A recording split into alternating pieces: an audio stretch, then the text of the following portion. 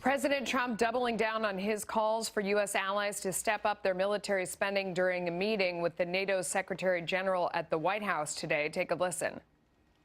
We've worked together on getting some of our allies to pay their fair share. It's called burden sharing, and as you know, when I came, it wasn't so good, and now they're catching up. We're looking at the 2% of GDP level, and at some point, I think it's going to have to go higher than that. We've been picking up a tremendous and disproportionate share, and we just want fairness.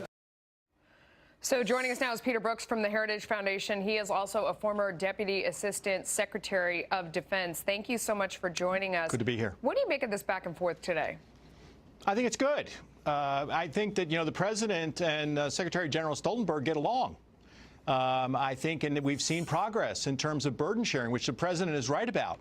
We have 29 countries in NATO. We'll soon have 30, but only 7 of them are spending the required 2% of their GDP on defense. Now, that's up 2 since the President took office. It used to be 5, and we have 2 more, France and Romania, Melissa, that will join those ranks shortly. They're spending a little bit less than 2%. And 25 countries have increased their spending on equipment. They're all supposed to be spending at least 25% of their defense budget on equipment because, when you talk about defense budget, a lot of it could be just personnel. So you really have to also have the equipment behind it, and we've seen that. So the President is right.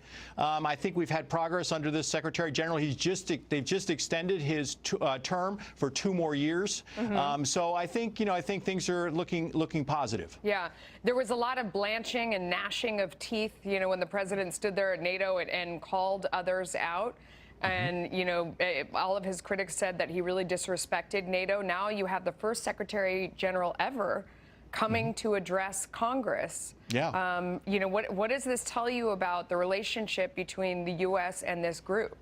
Well, I think relationship is good. And I think it's better, and it will improve, I think, over time. I mean, don't you really hate it when your critics are right about you? So when the President started this, criticizing NATO about not spending enough on defense, he was right, and they didn't like it because they had to look in the mirror and realize they weren't doing what they needed to do. More of them are doing that. We have Secretary General Stoltenberg going to, first time, as you mentioned, address Congress. The foreign ministers will be here later this week to meet. There'll be further NATO meetings. We're doing a lot about Russia.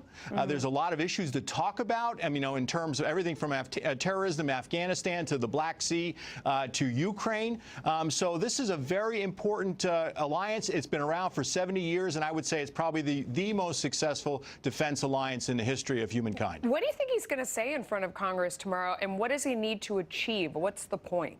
Well, I think, it's important that he talks about transatlantic relations and where we go from here and where NATO goes from here. 70 years, there'll be a 75th anniversary, I hope, and of course there's been a 65th and a 60th. I think it's important he talks about the future of NATO and where we go from here and how important transatlantic relations are. We all benefit from peace and stability, and despite what's going on in terms of Brexit and things along that line, our relationship with Europe from an economic standpoint, from a political standpoint, from a security standpoint, is critically important. I also expect, Melissa, that he'll touch upon Russia, which is obviously an important element of NATO and deterring aggression in Europe and how that's changing. So it'll be a very interesting speech, and I look forward to it being successful.